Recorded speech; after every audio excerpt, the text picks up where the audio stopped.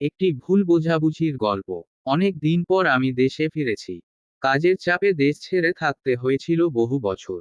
এবার ভাবলাম স্ত্রী ও কন্যাকে রাশিয়ায় রেখে কয়েক দিনের জন্য দেশে আসি, নিজের দেশের মাটির গন্ধ নিয়েই। ঢাকায় এসে একদিন বাজারে গেলাম কিছু কেনাকাটা করার জন্য। মার্কেটের ভেতরে ঘুরে ঘুরে একটার পর একটা দোকান দেখতে থাকলাম, কিন্তু তেমন কিছুই পছন্দ হচ্ছিল না। বেশ কিছুক্ষণ ঘোরার পর হঠাৎ একটি পাঞ্জাবির ওপর চোখ আটকে গেল। সেটি বেশ সুন্দর লাগলো। ভাবলাম অবশেষে কিছু একটা পছন্দ হলো। পাঞ্জাবির দিকে তাকিয়ে আস্তে আস্তে দোকানের দিকে এগোচ্ছি, এমন সময় হঠাৎ এক মেয়ে দোকান থেকে বের হয়ে আমার সামনে এসে দাঁড়ালো। আমি কিছু বুঝে ওঠার আগেই সেই গম্ভীর মুখে জিজ্ঞেস করলো, আপনি আমার দিকে তাকিয়ে আছেন কেন? মেয়েটির প্রশ্ন শুনে আমি ভীষণ অবাক হলাম। বুঝতে পারলাম না হঠাৎ কি হলো। আমি ধীর কণ্ঠে বললাম, আপনার দিকে না, আমি তো ওই পাঞ্জাবির দিকে তাকিয়েছি। কিন্তু সে আমার কথায় যেন কর্ণপাত করল না। মুখটি একটু বাঁকা করে বলল, মনে হয় সুন্দরী মেয়ে দেখেননি আগে, তাই। এবার একটু বিরক্ত হলাম। মেয়েটিকে বললাম, না, আপনি ভুল বুঝছেন। আমি আপনার দিকে তাকাইনি, আমি ওই পাঞ্জাবিটার দিকে দেখছিলাম।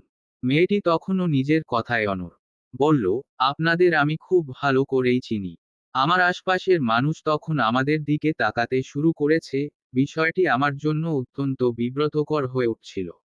আমি শান্ত থাকার চেষ্টা করছিলাম, কিন্তু মেয়েটি আমার কথা একদমই শুনতে চাইছিল না। তাই আর চুপ থাকতে পারলাম না। তাকে বললাম, আপনি নিজেকে কি মনে করেন? আমি বিবাহিত। আমার স্ত্রী আছে, কন্যা আছে। আপনি হয়তো জানেন না, আমার স্ত্রী রাশিয়ান এবং সে অত্যন্ত সুন্দরী। মেয়েটির মুখে তখনও সংশয়ের ছাপ ছিল। তাই আমি আমার মোবাইল বের করে তাকে আমার স্ত্রী ও কন্যার ছবি দেখালাম।